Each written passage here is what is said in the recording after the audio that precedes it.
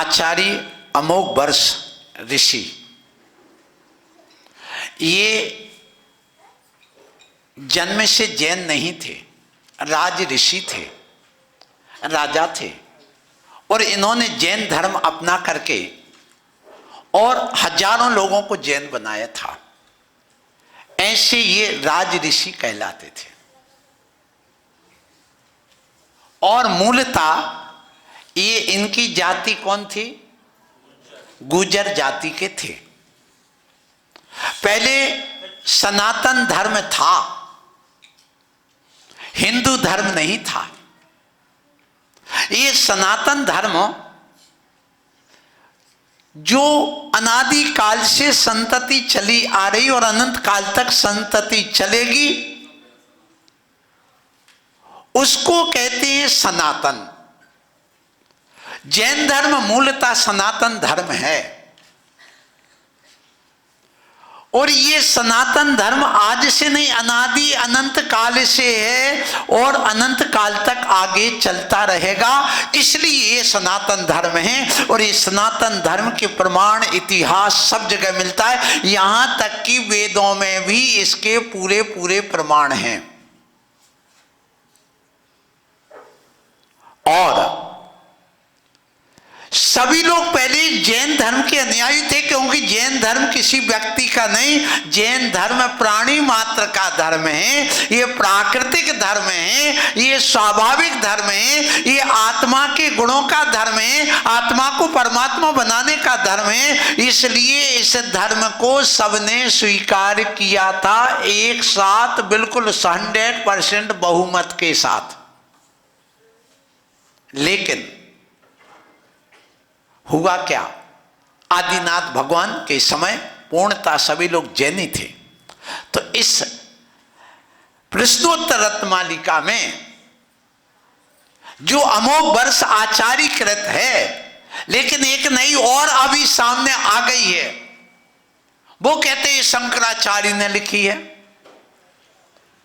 और उसमें 67 उन्होंने पद बना करके, और ये मंगलाचरण की गाथा को अलग कर दिया, इस श्लोक को के ही अलग कर दिया। उसके बाद उन्होंने चालू किया, जब भी कोई भी ग्रंथ लिखा जाता है तो उसके लिए हमेशा ध्यान रखना, बिना मंगलाचरण के कोई ग्रंथ की रचना नहीं होती। तो मंगलाचरण अलग क्यों किया गया, पूछिए। दूसरी बात कि एक हमारे यहां नाममाला जो धनंजय सेठ ने लिखी थी, उसके लिए कालिदास कवि हुए, उन्होंने कहा ये मेरे द्वारा रचना है। उस समय युद्ध हुए, बहुत समस्याएं हुए, और उसी वजह से हमारे मानतुंग आचार्य महाराज के लिए जेल में बंद किया गया। वो इतिहास उठा करके देखिए। मतलब ये है कि हमने दूसरों के ग्रंथों से नहीं लिया है, हमारे ग्रंथ ही अलग दूसरी जगह गए हैं, ये निश्चित बात है। आज भी देखिए, मैं कहता हूं सबसे पहले आप देखिए, वर्तमान में सबसे ज्यादा शिक्षित समाज कौन सी है बताइए? जो 100% शिक्षित है वो जैन समाज। सबसे ज्यादा धनाढ्य समाज कौन सी है? वो जैन समाज। तो इसका मतलब जो पहले से ही शिक्षित हैं, उनको दूसरों की नकल करने की, दूसरों के ग्रंथ चुराने की कोई जरूरत नहीं है। ये ध्यान रखिए।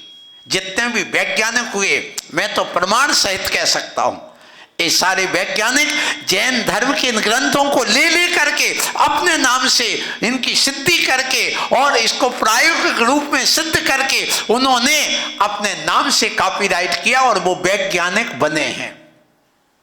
क्योंकि जैन धर्म स्वयं अपने आप में एक वीतराग विज्ञान धर्म है। तो जिस समय ये सनातन धर्म चला आया, आते आते क्या हुआ कि ये भगवान आदिनाथ के समय ही ये दो भागों में बट गया था यद्यपि। और कैसे बटा था, इस मंगलाचरण को करने के बाद में उस बात को कहूंगा कि देखिए, प्रणिपत्त वर्धमानम, प्रणिपत्त माने प्रणाम करके, किसको?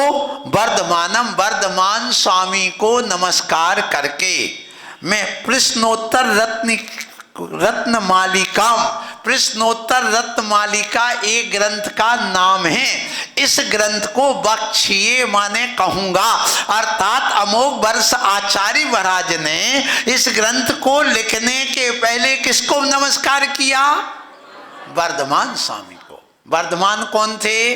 अंतिम तीर्थंकर।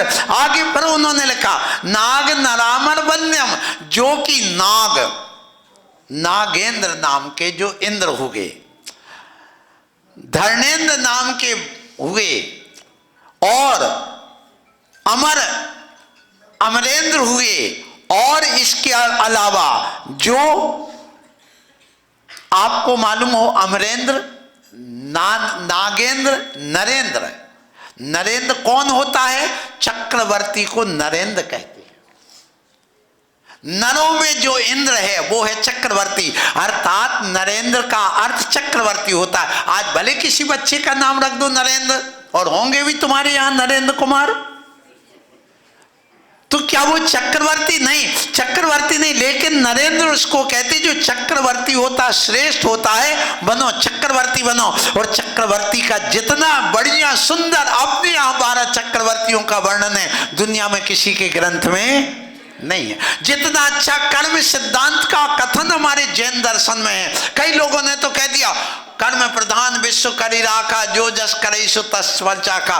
कर्म प्रधान ये विश्व है, और जो जैसा करता वैसा उसको फल मिलता है। ये बात इतने ही कर्म सिद्धांत है, लेकिन जैन धर्म के कर्म सिद्धांत को दीजिए, कितने कर्म होते, कौन सा कर्म कैसे बनता है, कैसे निर्जरा होती है, कैसे उसका आत्मा के साथ संबंध होता, ये सारा का सारा वर्णन यदि तुम्हें पूरा क्या बोलते हैं, मैथमेटिक्स की दृष्टि से यदि मिलेगा तो वो कहां मिलेगा? पूरा गणित, पूर्णता मैथमेटिकल। आप देख लो एक एक चीज, कौन सा गुण स्थान कैसे क्या होता, ये बात आ जाती है। फिर इसके बाद में जो वेदों में बात आती है, उसमें भी आदिनाथ भगवान को नमस्कार किया गया। वहां पर भी उन्होंने कहा वो शुक्ल ध्यानी। शुक्ल ध्यान ये कहां पर आता? सिर्फ जैन दर्शन का ही शब्द है शुक्ल ध्यान। और किसी भी ग्रंथ में आप बता दो किसी के यहाँ शुक्ल ध्यान क्या कहलाता है, उसमें शुद्धोपयोग क्या कहलाता, ये सारे वर्ण जैन धर्म के। तो उन वेदों में भी ये शब्द आए हैं। इसका मतलब ये है कि वेद भी हमारे इन आदिनाथ भगवान को नमस्कार करते हैं।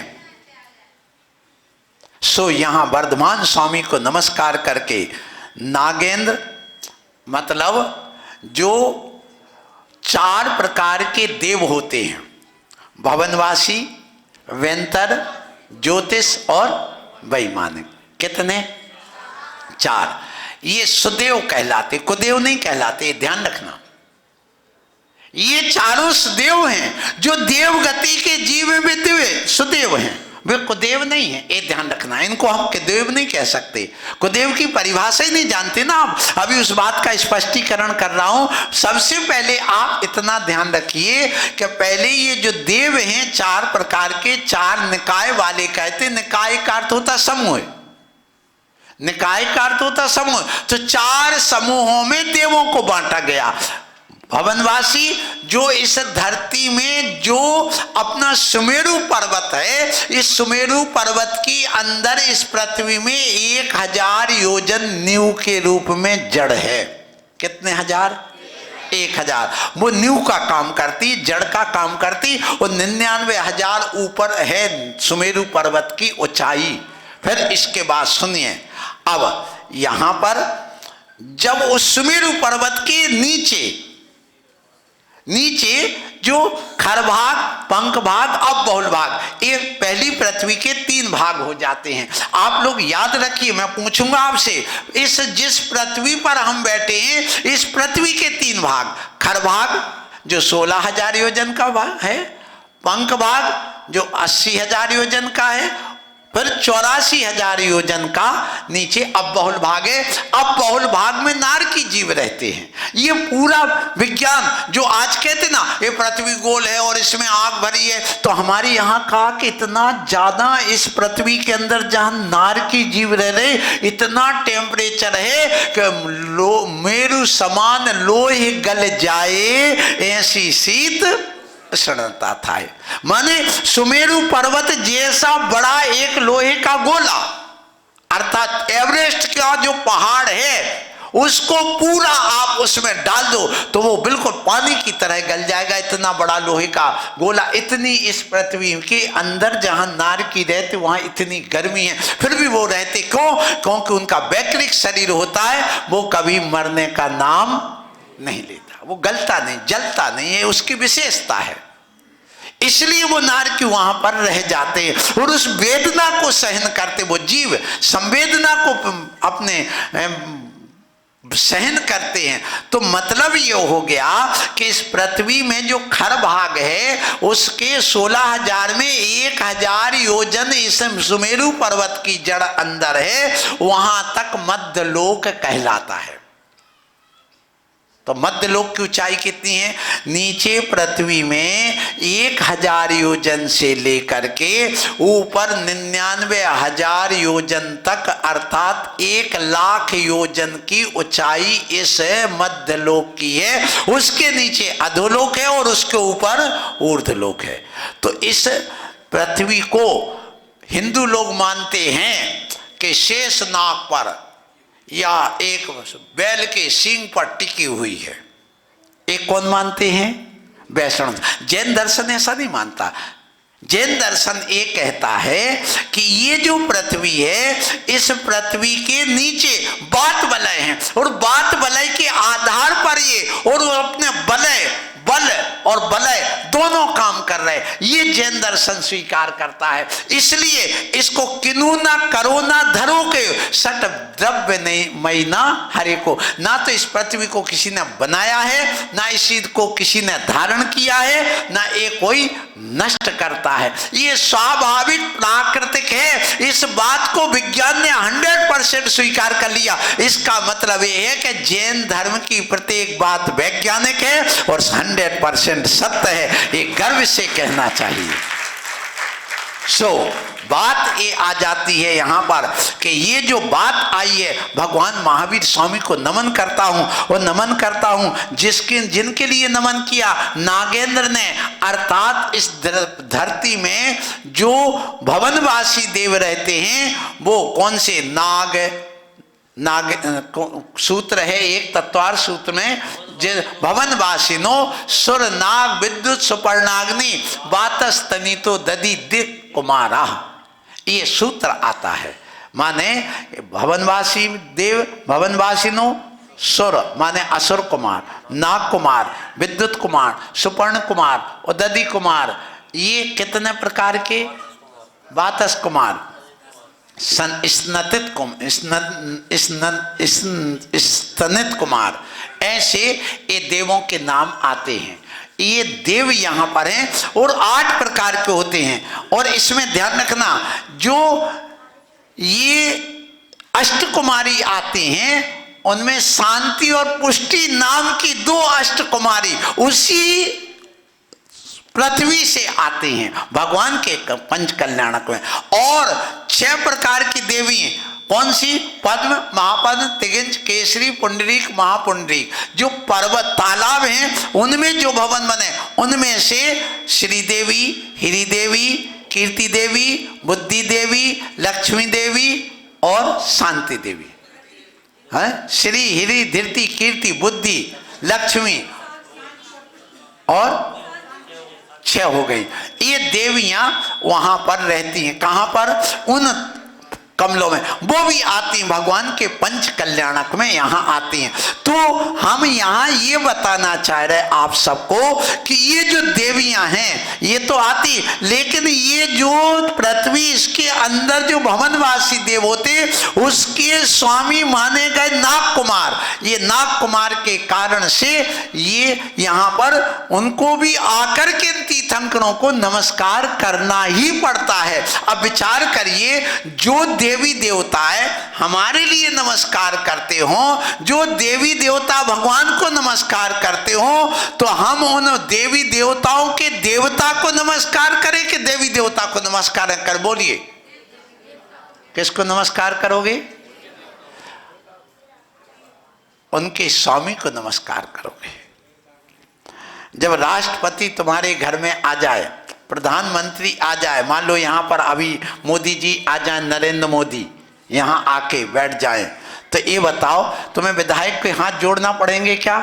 अरे विधायक तुम्हारे हाथ जोड़ने आएगा, भैया मोदी जी से मुझे मिलवा दो, आएगा कि नहीं? बोलो, तुम्हारा पार्षद हाथ जोड़ेगा कि नहीं, क्या हमें मिलवा दो?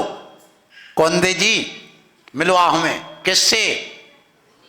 तो मोदी जी तो हमारे रिश्तेदार बाजू में बैठे हमारे, तुम चलो अभी तुमसे बात नहीं करना, चलो जाओ जाओ, समय नहीं है। मतलब उनकी भी कोई इज्जत नहीं होगी। तो मतलब इसी प्रकार से कि जब हम जिनेंद्र देव को नमस्कार करते हैं, देवों के देव महादेव को जब हम नमस्कार करते हैं, तो वे देवता अपने आप हमारे चरणों में नतमस्तक हो जाते हैं। यही वजह है कि जैनी बंधु ऐसे जिनेंद्र देव, देवादि देव, महादेव को नमस्कार करते हैं और किसी को नमस्कार रागी द्वेषी को नहीं करते हैं। ये विशेषता। तो यहाँ पर वर्धमान महावीर स्वामी को मैं वीर जो हैं उन महावीर वर्धमान को मैं नमस्कार करता हूँ। अब जब आप नमस्कार करते हो तो वे नागेंद्र भी नमस्कार करते हैं, वे नरेंद्र अर्थात चक्रवर्ती भी नमस्कार करते हैं, और ये जितने भी 100 इंद्र बताए गए इस धरती पर, कितने इंद्र, कौन कौन से?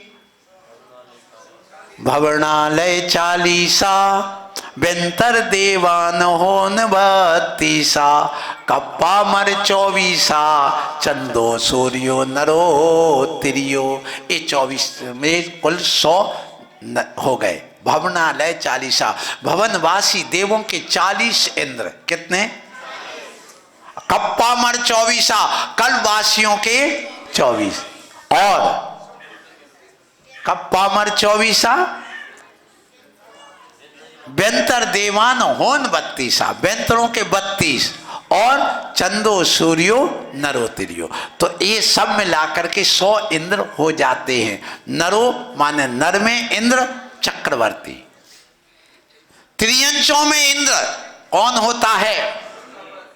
अष्टापद यानी शेर, सिंह राजा माना गया, त्रियंच गति का वो राजा माना गया, इसलिए वो भी इनको नमस्कार करते। यही वजह कि भगवान महावीर स्वामी जब तपस्या करने लगे, बच्चों ध्यान रखना, तो वहां पर भगवान की उस वीतरागता के, उनके प्रभाव से, उनके औरा, उनके भावमंडल के प्रभाव से, उनकी वीतरागता की वजह से वे गाय भैंस अपना बैर भूल गए, और वहां दोनों बैठ करके गाय और शेर अपना बैर भूल करके वहां एक घाट पर पानी एक तालाब से पीने लगे। अब विचार करिए कितना महत्व है इस वीतरागता का। तो यही आप भी देखते हो, जब कोई मुनि महाराज आ जाते हैं तो मुनि महाराज का ये कर्तव्य है कि वो समाज को तोड़े ना जोड़े। यदि पंथ परंपराएं जो चलती हैं उनमें ज्यादा हस्तक्षेप ना करें, जिससे समाज टूटे ना। यदि समाज जिससे टूटती है वो काम मुनि महाराज को नहीं करना चाहिए। बस ये ध्यान रखो। नहीं तुम्हें पंचामृत करना पड़ेगा, भैया तुम्हारे यहाँ होता तो करो, ठीक है, नहीं श्रद्धा तो जबरदस्ती करेंगे। जी ध्यान रखना, ये जैन धर्म जबरदस्ती का धर्म नहीं, क्योंकि ये जबरदस्त धर्म है। जो जबरदस्त धर्म होता है उसमें कभी जबरदस्ती नहीं करना पड़ती है। इसलिए ऐसे इस धर्म में जबरदस्त धर्म होने से आप जबरदस्ती मत करिए, आप उसको अच्छे ढंग से श्रद्धान करिए। तो यहाँ भगवान महावीर स्वामी को नमस्कार किया गया। और यहाँ पर अब प्रश्नोत्तर रत्नमालिका आएगी तो नागेंद्रों ने, नरेंद्रों ने, सबने उन वर्धमान स्वामी को नमस्कार किया। उन देवों को, देवादि देवम माने देवों के देव, ऐसे देवादि देव वर्धमान स्वामी। अब देखिए, एक तो देव आ गए और एक देवादि देव आ गए। तो महाराज ये देव होते कितने प्रकार के हमें बताओ? तो देव 4 प्रकार के होते हैं, लिख लेना। कितने प्रकार? कौन से? कुदेव, अदेव, सुदेव और देवादि देव। अब आपने तो ये महाराज सुने नहीं। कुदेव कौन कहलाते हैं? सुन लो, जिनमें देवपना नहीं है और उनको देव मान लिया। जैसे बताओ, पेड़ क्या कोई देवता है?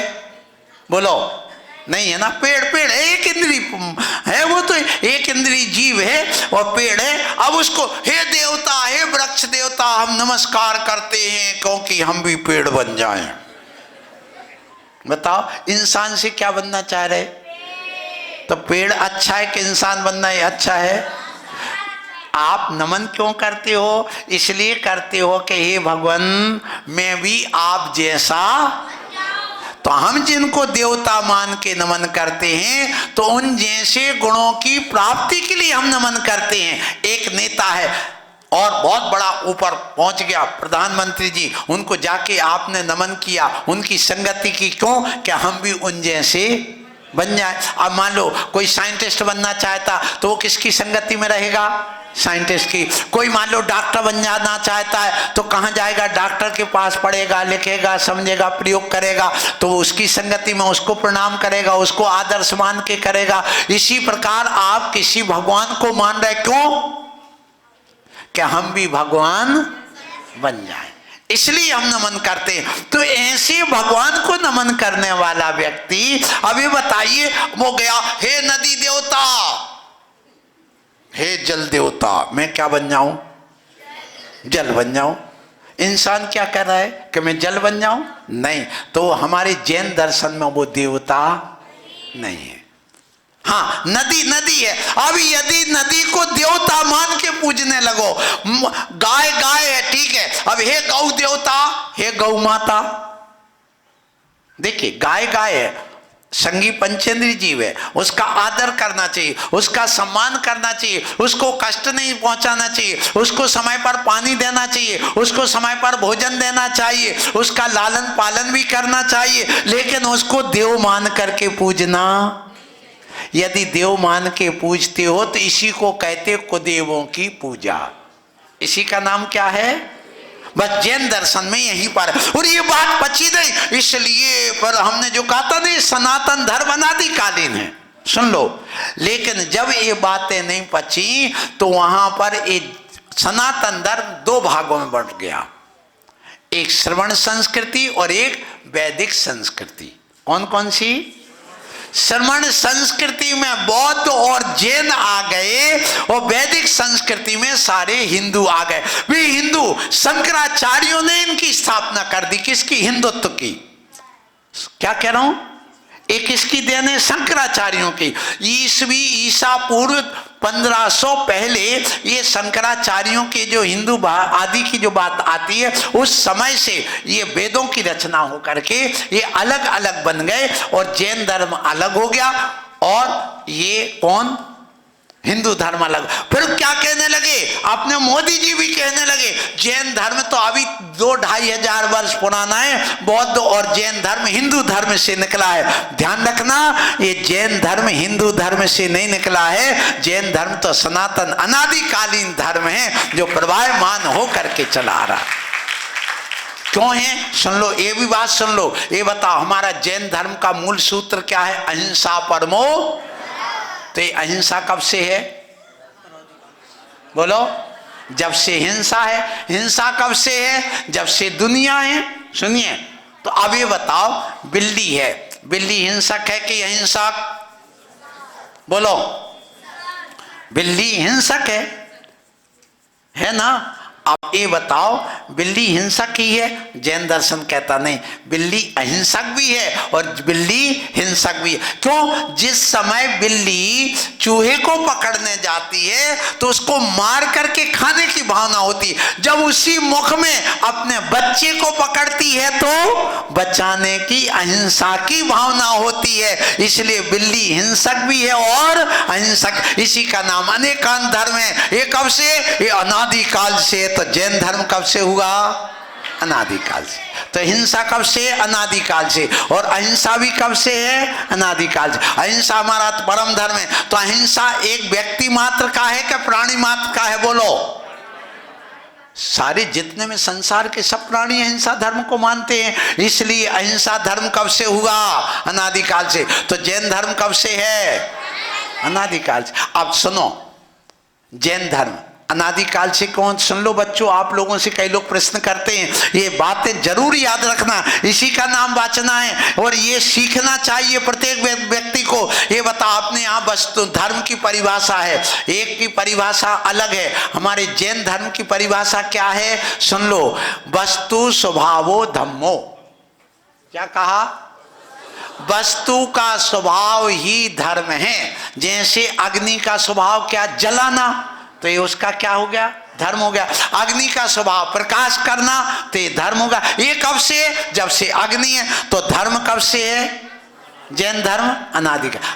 हम एक जीव हैं, हम कब से जी रहे? अनादिकाल से। कब तक जिएंगे? अनंत काल तक। हमारा विनाश होगा? बिल्कुल भी नहीं होगा। हाँ, शरीर जन्म लेता है, शरीर मरता है। इसलिए शरीर की बात नहीं, आत्मा की बात कर रहा हूं, जीव की बात कर रहा हूं। जीव अनादिकाल से। अब इसका स्वभाव क्या है? जानना, देखना, सुख दुख का संवेदन करना। ये कब से है? अनादिकाल से। तो यही हमारा धर्म है। तो हमारा धर्म कब से है? अनादिकाल से। That's all. आप कोई बात करने की जरूरत ही नहीं। इसका मतलब ये है कि जैन धर्म अभी 100-200 वर्ष पुराना नहीं, भगवान महावीर स्वामी से पैदा नहीं हुआ। जैन धर्म तो सनातन धर्म है, अनादिकालीन धर्म है। ऐसे अनादिकालीन सनातन जैन धर्म की बोलो। ऐसा ही जैन धर्म है। लेकिन आज लोगों ने उसको टुकड़े टुकड़े में बांट दिया है। मत बांटो, मैं कहूंगा। और यदि ये टुकड़े टुकड़े में बढ़ जाएगा तो ये धर्म, सनातन धर्म समाप्त हो जाएगा। इसलिए आप जो भी आपको हिंदू भाई मिलते हैं उनसे कहिए कि आप लोग जो कहते हैं हिंदू मुस्लिम भाई भाई, जैन जात कहां से आई, ऐसा मत बोलो। अरे ये बोलो कि जैनी हिंदू भाई भाई, ये मुस्लिम जात कहां से आई, ये बोलो ना। कौन? ये तो पाश्चात्य संस्कृति वाले अभी 1400 वर्ष पहले आए हैं। ये पहले थे ही नहीं ना। यहाँ भारत में कौन आया था सबसे पहले? मोहम्मद बिन कासिम ही तो आया था सबसे पहले। इतिहास बताता है। इसका मतलब तुम अपनी राजनीति में हमारे इस जैन धर्म के टुकड़े टुकड़े मत करो। इसको आप नास्तिक धर्म सिद्ध मत करो। हमारा जैन धर्म आस्थावादी धर्म है। देखो, अपन लोग देव शास्त्र गुरु पर आस्था करते कि नहीं, आत्मा पर आस्था मानते कि नहीं? तो हम नास्तिक हुए कि आस्तिक? बोलो, आस्तिक है। लेकिन अपन लोग वेद को, बात को कई जगह स्वीकार नहीं करते, क्योंकि वेद कहता इस धरती को बनाया किसने? ब्रह्मा ने। विष्णु इसको थाम करके रक्षा कर रहा है और महेश इसको संहार कर देता। इस बात को नहीं माना, सो अपन को नास्तिक सिद्ध कर दिया कि जैनी लोग नास्तिक हैं। जैनी दो लोग नास्तिक नहीं हैं, जैनी लोग पक्के आस्थावादी हैं। इसलिए ऐसे आस्थावादी बने हैं, तभी हमारा मोक्ष मार्ग मजबूत है। इसलिए मैं आप लोगों से आज इस प्रवचन के माध्यम से यही कहना चाहता हूं कि धीरे धीरे एक एक चीज को इस वाचना के माध्यम से आपको समझना है और अपने जीवन में उतार लेना है। ये सारी बातें आपके काम की हैं। तो भगवान महावीर स्वामी का परिचय मैं आपको दे दूं अब, ठीक है ना? भगवान महावीर स्वामी। तो बात चली कि देव 4 प्रकार के हो गए। कौन कौन? कुदेव, जिनमें देवपना नहीं है उनको देव मान करके पूजना। जैसे पेड़ है, पृथ्वी का एक है, पृथ्वी है, गाय है, इनको हम देव मानते। तो देव मान करके पर पूजना, वो कुदेव की पूजा हो गई। अब अदेव क्या कहलाते हैं? जैसे मनुष्य हैं हम मनुष्य, हम ना देव है, ना कुदेव है, ना अदेव है। अब देखिए राम भगवान है, ठीक है, कब? जब वो केवल ज्ञान प्राप्त कर लिया। लेकिन उसकी अवस्था में राजा हैं, वो घर में भगवान नहीं है। जैसे आप लोग कपड़े में हो अभी, और हम आपको भगवान कहें तो क्या उचित है? आपको हम देवता मान के पूजें तो उचित है क्या? नहीं है। हाँ, यदि हम मुनि बन गए, ठीक है, तो हम देव की श्रेणी में आ गए, चतुर्निकाय के देव बन गए तो देव की श्रेणी में आ गए। तो अदेव वो कहलाते हैं जिनमें देवपना नहीं है। ऐसे मनुष्य, त्रियंच, नारकी, ये सब अदेव कहलाते हैं और इनकी पूजा नहीं होती है। हाँ, सामान्य रूप से आदर सत्कार तो सबका है। जैन दर्शन ये कहता है, देखो, एक होते पूजनी, एक होते बंदनी और एक होती है आदरणी। कितने हो गए? 3। आदरणीय, संसार में सब प्राणी, सब द्रव्य आदरणीय है। जैसे ये मान लो चौकी रखी है, ये भी आदरणीय। आदरणीय क्या? साफ कर लिया, व्यवस्थित कर लिया, रख लिया और ये व्यवस्थित रखा तो ये आदर हो गया। और लात मार के हटा दी तो क्या हो गया? ये अनादर। देखिए, चटाई बिछी है, चटाई को हाथ से उठाना आदर हो गया, और लात से खचोड़ना। तो जैन दर्शन कहता तुम अजीब का भी अनादर मत करो, सावधानी पूर्वक उठा करके रखना ये आदर है, और सावधानी से उठाना सो अनादर है। विवेक पूर्वक उठाना सो आदर है, और अविवेक पूर्वक उठाना सो अनादर। तो प्रत्येक वस्तु का आदर करिए, किसी का अनादर मत करो। फिर बात आ जाती है देव में, आप जो हैं कुदेव हैं, ये बात चल रही है कि आदरणीय तो संसार के सभी हैं। माता पिता भी आदरणीय, बच्चा भी आदरणीय है, और एक सुअर भी आदरणीय, एक गाय भी आदरणीय। बोले आदरणीय? हाँ, देखिए, गाय आई है, तुमने उसके लिए घास खिला दिया, ये उसका आदर हो गया, उस पर हाथ फेर दिया, आदर हो गया। यदि कोई फंस गई थी, निकाल दिया, उसका आदर हो गया, उसी का सम्मान हो गया, ये ठीक हो गया। तो ये किया जाता है। तो बच्चा आया, बेटा आजा, ले दूध पी ले, तकलीफ नहीं, तो ये क्या होगा? बच्चे का आदर। और आया, है भाग जाए यहाँ से, सुबह से चल भाग, तो ये क्या हो गया? तो कभी किसी वस्तु वो खुद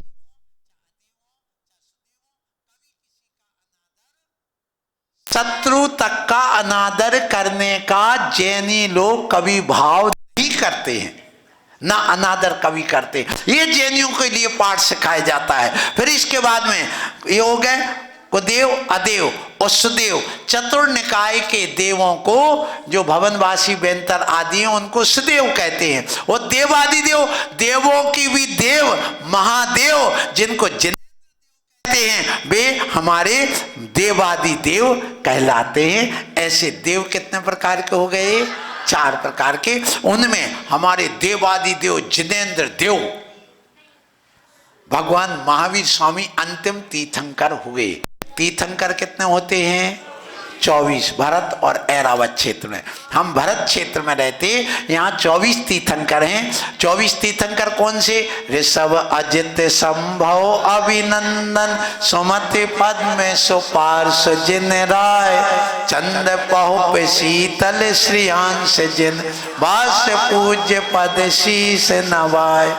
आगे विमल अनंत धर्म जस उज्ज्वल, शांति कुंथु अरु मल्लि मनाय, मुनि सौव्रत नमिने में पार्श, जिन वर्धमान पद शीस झुका। 24 तीर्थंकर के नाम हो गए। जिनको भी 24 तीर्थंकर याद करना हो, बस ये 2 पंक्ति याद कर लो, सो तुम्हारे 24 तीर्थंकर के नाम हो गए। तो ये नाम रोज पढ़ना चाहिए, भगवान के नाम। और जैनी को इन भगवान के नाम लेना ही चाहिए। इसलिए सबसे अच्छा नाम लेने का तरीका ये है कि आप मंदिर जाओ और एक अर्घ लेकर के, योदक चंदन के पहले ऋषभ अजित बोल करके एक अर्घ चढ़ा दो, सो नाम पूजा हो गई, स्थापना पूजा हो गई, द्रव्य पूजा हो गई, क्षेत्र पूजा हो गई, काल पूजा हो गई, सब कुछ पूजा आ गई उसके अंतर्गत। इसलिए सुबह से उठ करके कहाँ जाना? कहाँ जाना? जब तुम मंदिर जाते हो तो मोक्ष मार्गी कहलाते हो, और जब दुकान जाते हो तो संसार मार्गी कहलाते हो। तो सुबह से मोक्ष मार्गी बनो। और ये भगवान के नाम 24 भगवान होते हैं। तीर्थंकर उन्हें कहते हैं जो धर्म तीर्थ का संचालन करते हैं। क्या कहा? हमारे तीर्थंकर धर्म के स्थापक नहीं है, क्योंकि हमारा धर्म तो अनादिकालीन सनातन धर्म है, इसलिए ये तो अनादिकाल से है, इसके कोई संस्थापक। अभी बताओ, लकड़ी में अग्नि किसने भर दी? कोई भगवान ने? नहीं, स्वाभाविक। ये नदियां किसने बना दी? भगवान ने? नहीं, स्वाभाविक बने। ये बादल किसने बना दिए? भगवान ने? नहीं। ये सूरज चांद किसने बनाया? भगवान ने? नहीं। यही तो जैन दर्शन कहता है, इसलिए अनादिकाल से। इतनी बात हमें समझना जरूरी है। यदि नहीं समझोगे तो आप जैन धर्म को नहीं समझ पा रहे। इस चातुर्मास की जो बार बार आप लोग भावना करते, ये यही तो विशेषता है कि मैंने आज देखा कि मात्र 4 लोग अभिषेक करने वाले थे, और आप कहते महाराज चतुर्मास करो, चतुर्मास। जब 4 आदमी अभिषेक करेंगे तो काय का चतुर्मास होगा? अरे हमने नोएडा में चतुर्मास क्यों किया? इसलिए किया कि वहां सुबह 100 लोग प्रतिदिन अभिषेक करते हैं। बताइए, 100 नोएडा जैसी सिटी में 150 महिलाएं बिल्कुल सुबह से आपने देखा हो जो पूजा करती हैं। इतने पढ़े लिखे सर्विस वाले वहां पर ऐसी पूजा अर्चना करते हैं, और तुम्हारे यहाँ कितने लोग? बस महाराज शांति धारा कराओ। क्यों कराएं शांति धारा? क्या जरूरत है? तुम घर में बैठे रहो अपनी रोटी सेकते हुए, और अपनी बीवी के पास, अपनी टीवी के पास, अपने मोबाइल लेकर के, और हमसे कहा महाराज पूजा करा दो। ऐसा नहीं, आपका कर्तव्य बनता है। मुनिराज आए हुए तुम्हारे नगर में, तो कम से कम 1 महीना का अवसर है। सुबह से नहा धो करके स्नान करके आप आइए और भगवान की पूजा करिए, अभिषेक करिए। इतना तो करिए, इतना भी नहीं जाता है तुम्हारे लिए समय। यहाँ वहाँ की सारी जिंदगी इसी में निकल गई तुम्हारी, और निकलती चली जाएगी। और यदि इस अवसर को खो दिया तो तुमसे बड़ा अभागा कोई भी नहीं हो सकता है। सो आप लोग, समय अपना हो गया है, बल्कि 3 मिनट ज्यादा हो गए हैं। सो मैं आप लोगों से कहूँगा, ऐसे देवी देवताओं की पूजा करते हो तो ये क्या है ये तुम जानो। लेकिन जैन दर्शन में देवों के देव महादेव की पूजा बताई गई। तो एक पूजनीय होते हैं, एक आदरणीय, और एक वंदनीय। वंदनीय कौन है? माता पिता, ये वंदनीय है। जय जिनेन्द्र भैया जी, जय जिनेन्द्र दीदी जी, जय जिनेन्द्र। ये क्या हो गए? वंदना। वंदना भैया, ये वंदनीय। आप जब हाथ जोड़ करके सामने वाले को, साधर्मी को आप जय जिनेन्द्र करते, यही वंदना कहलाती। वो वंदना कोई बड़ी चीज नहीं है, ये वंदना कहलाती, प्रतिवंदना कहलाती। मुनि महाराज को आपस में नमोस्तु नमोस्तु कर लिया, प्रतिवंदना हो गई। और ये वंदना कर देते हैं, इसलिए आप उनको यथायोग्य वंदना करते। और पूजा में जो हम द्रव्य ला करके भगवान के चरणों में चढ़ाते हैं और उनका गुणानुवाद करते हैं, उसका नाम क्या है? पूजा। तो पूजनी तो पंच परमेष्टि और 9 देवता हैं। वंदनीय हमसे सब जितने भी बड़े हैं वो वंदनीय होते हैं, और सारे पदार्थ और सारे जीव हमारे लिए क्या है? आदरणीय है। बस ये 3 चीजें आज के इस प्रवचन में समझी। और आगे भगवान महावीर स्वामी का जो परिचय बताना था, समयाभाव के कारण से वो आज नहीं बताएंगे। बोलो महावीर भगवान के।